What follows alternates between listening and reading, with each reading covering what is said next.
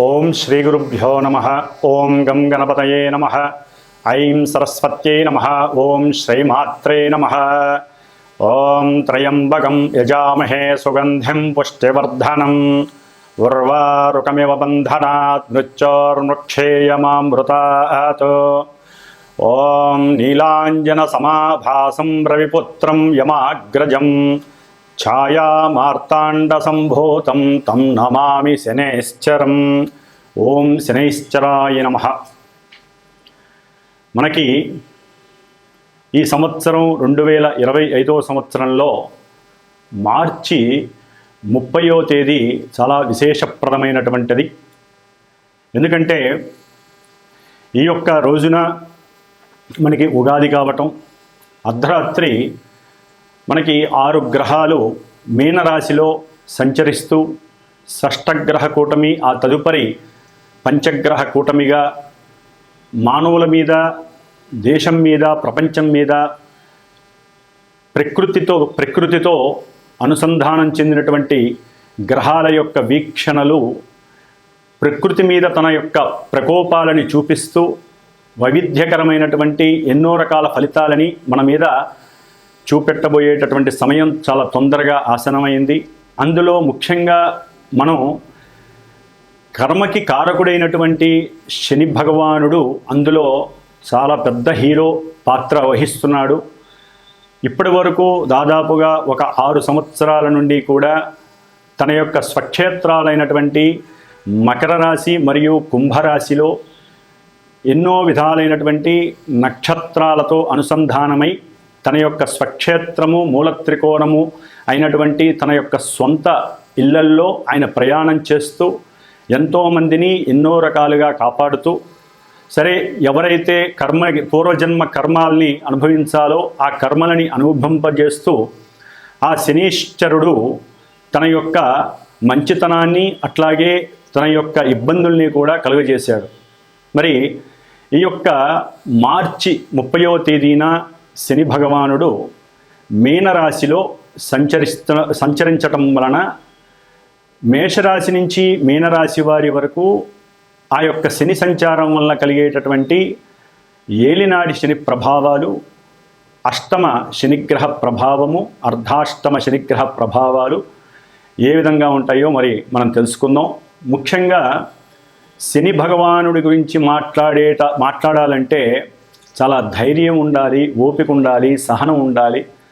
అట్లాగే మేము మాట్లాడితే చూసేటటువంటి మీలాంటి ప్రేక్షకులకి, వినేటటువంటి శ్రోతలకి కూడా చాలా మనోధైర్యం ఉండాలి. ఎందుకంటే గ్రహాల యొక్క వీక్షణలన్నీ కూడా చంద్రుడి మీద ప్రేరితమై ఆ చంద్రుడే మనకి మనస్సుగా రూపాంతరత చెంది ఉంటాడు. కాబట్టి మరి మనోనిగ్రహ అట్లాగే మనోస్థైర్యము మన శరీరాన్ని నిలబెడుతుంది. మన మనస్సు ద్వారా ఎన్నో ప్రకోపాలు లోపల వాత పిత్త శ్లేష్మ అనేటటువంటి త్రిగుణాత్మక రోగాలు కలుగజేసేటటువంటి దోషాలు మనలో ఉన్నాయి.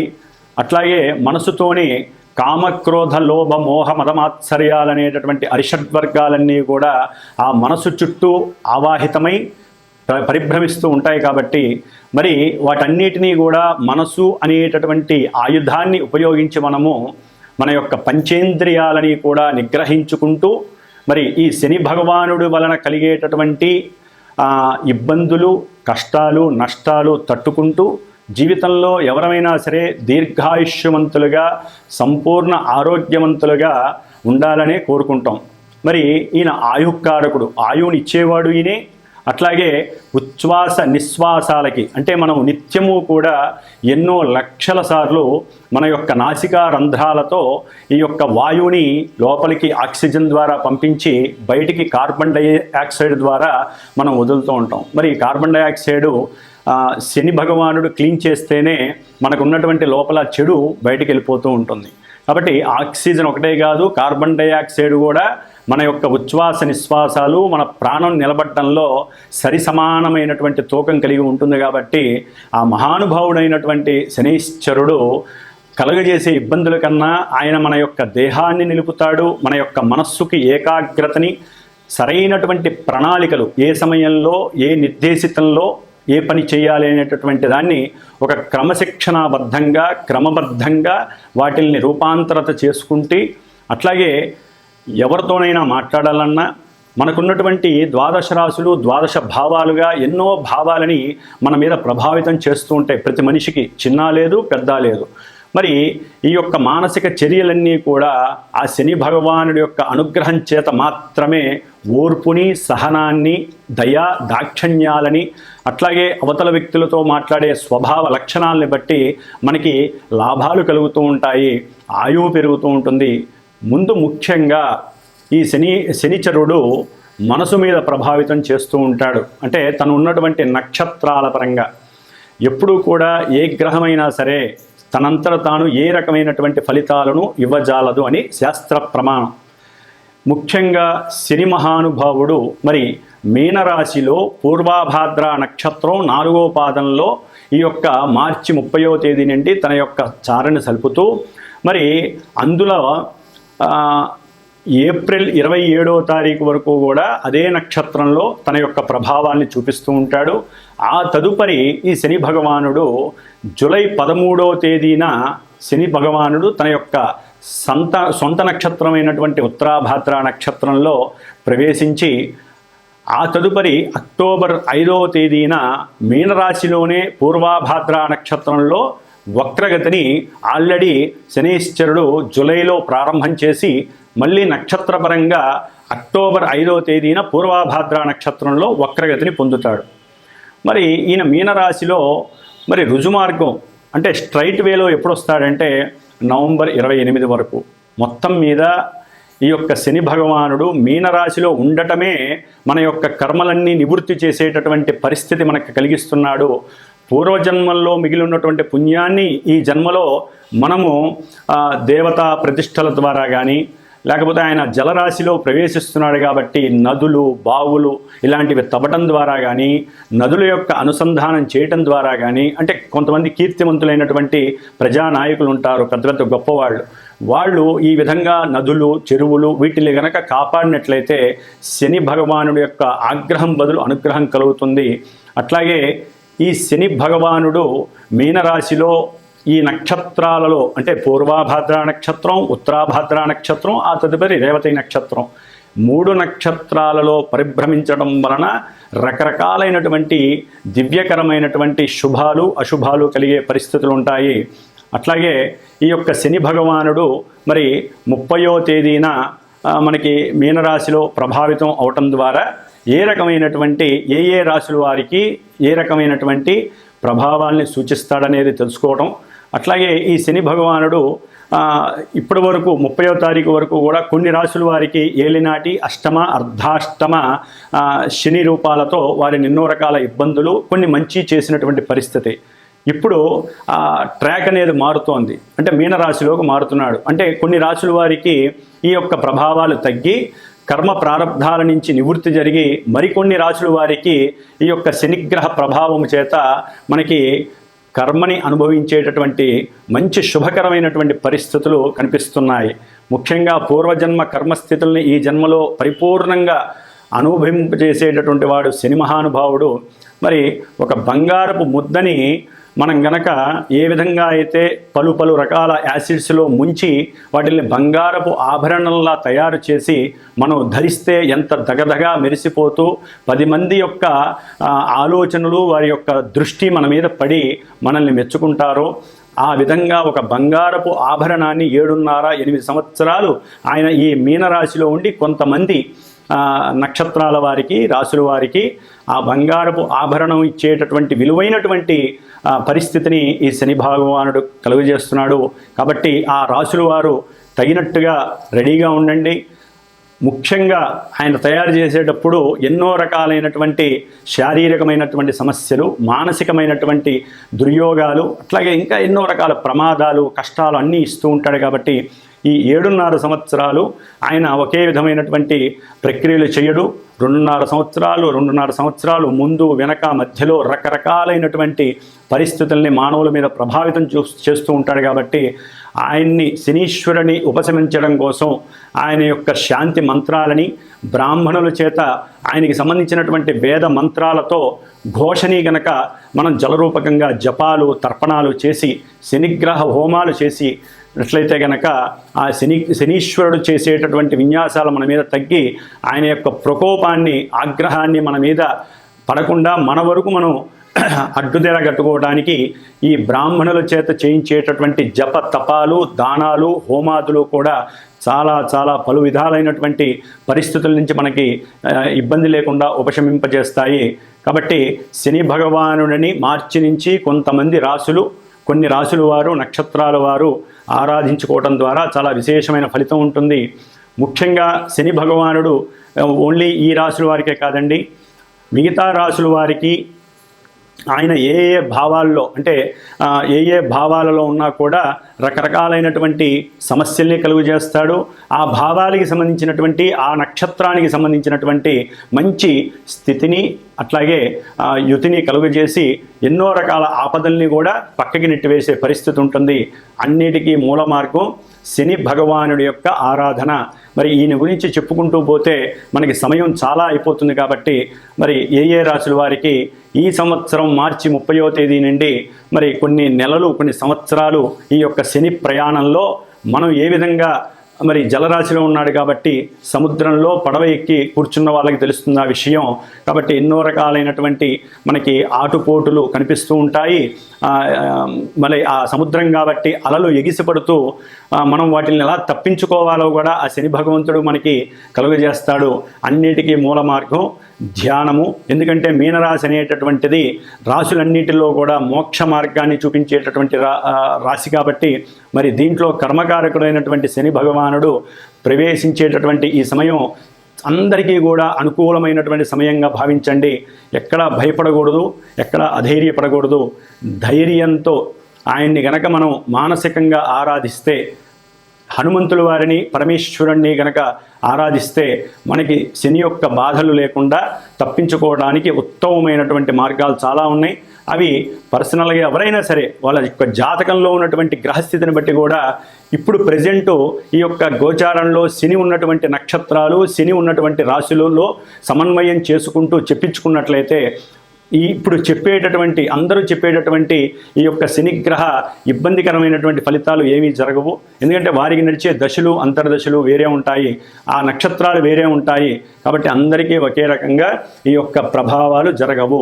కాబట్టి ఇది విని కొంతవరకు ధైర్యాన్ని అట్లాగే ఉపశమనాన్ని పొందటానికి మాత్రమే ఈ యొక్క గోచారాన్ని శనిగ్రహ ఫలితాలని మాత్రం వినాలని మనసారా కోరుకుంటున్నాను.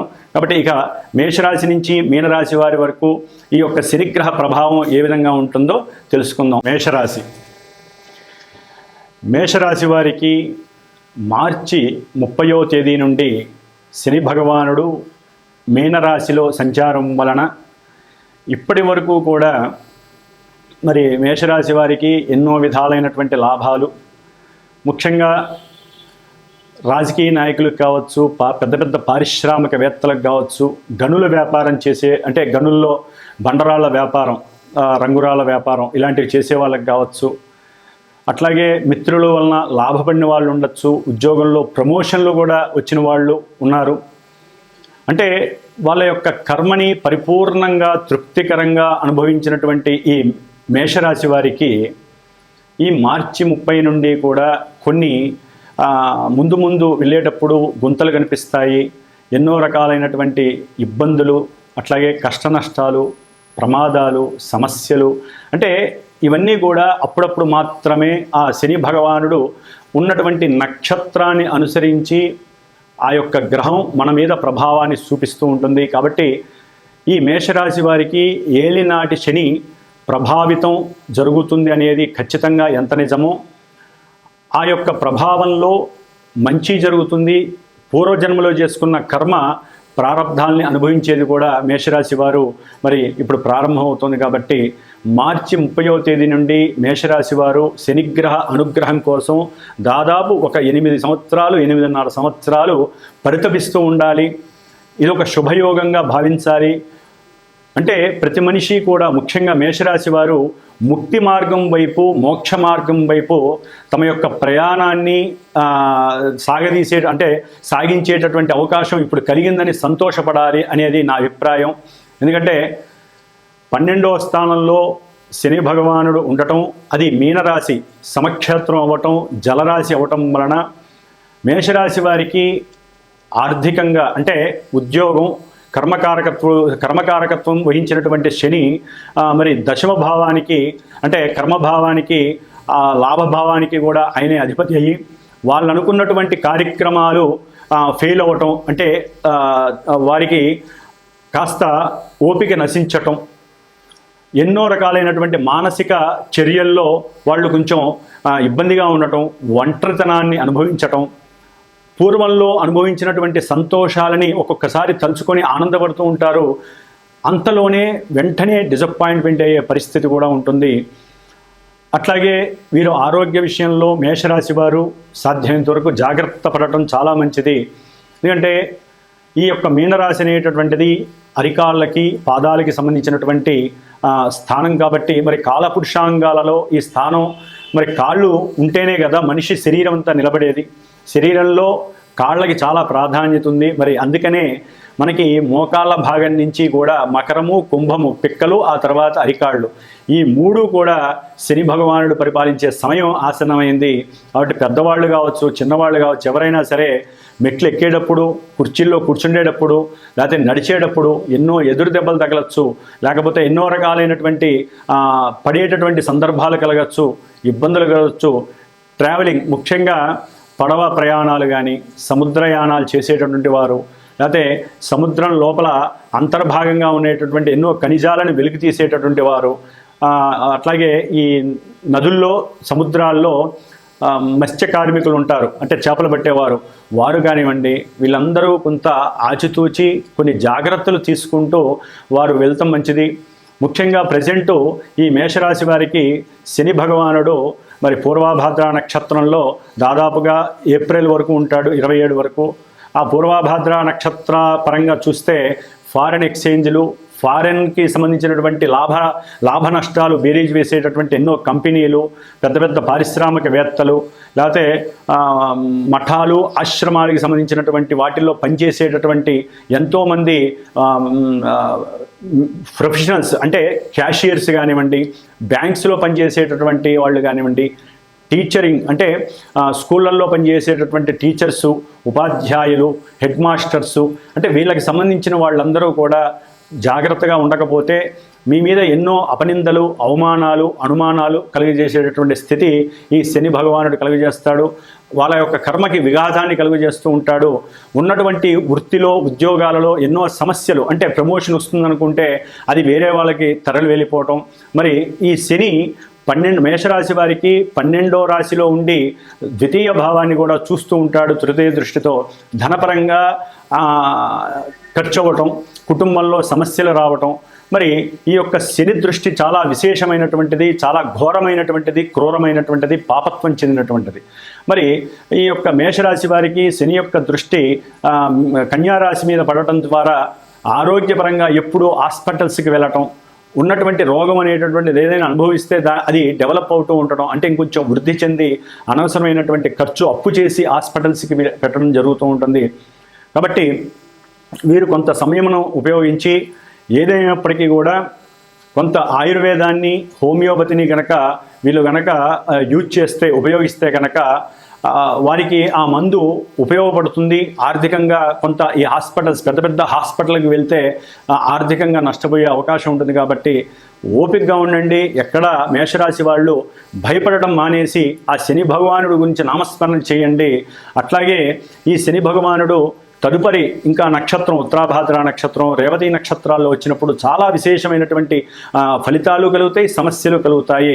ముఖ్యంగా ఈ శని భగవానుడు తన యొక్క 10వ దృష్టిని మేషరాశి నుంచి 9వ స్థానమైనటువంటి ధనుస్సు రాశి మీద పడేసరికి వీరికి ఆర్థిక పరంగా, ముఖ్యంగా తండ్రి యొక్క ఆరోగ్య విషయంలో కొన్ని కర్మ ప్రారంధాలు అనుభవించాల్సి వస్తుంది. తండ్రికి సంబంధించినటువంటి పూర్వార్జిత ఆస్తుల విషయంలో కోర్టుల దాకా వెళ్ళే పరిస్థితి కనిపిస్తూ ఉంటుంది. శని భగవానుడు నిదానస్తుడైనా కూడా ఆయన యొక్క దృష్టి చాలా తీక్షణంగా ఉంటుంది. మేషరాశి వారికి శని యొక్క అనుగ్రహం తప్ప ఏ గ్రహము కూడా ఈయన ముందు కాస్త కష్టంగానే ఉంటుంది. మిగతా గ్రహాలు కొంత వెసులుబాటు కనిపిస్తున్నప్పటికీ ఈ యొక్క ఏలినాటి శని ప్రభావం ఈ యొక్క మేషరాశి వారికి మాత్రం చక్కగా ప్రారంభమైందని చెప్పుకోవచ్చు. కాబట్టి ఎన్నో రకాలైనటువంటి శనికి సంబంధించినటువంటి మంత్రాలు ఉన్నాయి, అభిషేకాలు, హోమాదులు ఇలా చేసుకోవడం, సంవత్సరానికి ఒకసారి చేసుకోవడం ద్వారా వారు ఎన్నో రకాలైనటువంటి చక్కగా సమస్యల నుంచి అధిగమించి శుభ ఫలితాలను పొందడానికి అవకాశాలు ఉన్నాయి.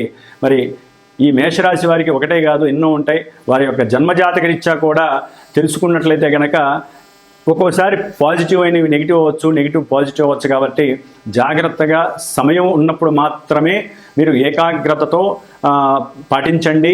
దేవుని యందు భక్తిపూర్వకుల్ని పెంచుకోండి. ఎందుకంటే వీరికి భగవంతుడి మీద, దేవాలయాల మీద కొంత హోప్లెస్గా ఉండే పరిస్థితి బిగిన్ అవుతుంది. వాళ్ళ కర్మలు, వాళ్ళ యొక్క ఆచరణలు, వాళ్ళ పరిస్థితులు ఆ విధంగా ముందుకొస్తాయి. కాబట్టి శని అనుగ్రహం చేత మేషరాశి వారికి శుభం కలగాలని ఆశిస్తూ, మరి వారు శనిగ్రహ అనుగ్రహం కోసం ఎల్లవేళలా ప్రశాంతతమైనటువంటి మనోచిత్తతో ఆ యొక్క చింతనలను వదిలేసి ఏకాంతంగా ఒక అరగంట సేపైనా దైవధ్యానం చేయడం ద్వారా ఏలినాటి శని నుంచి తప్పించుకునే ఉపశమనం కలుగుతుంది. ఓం శ్రీమాత్రే నమః.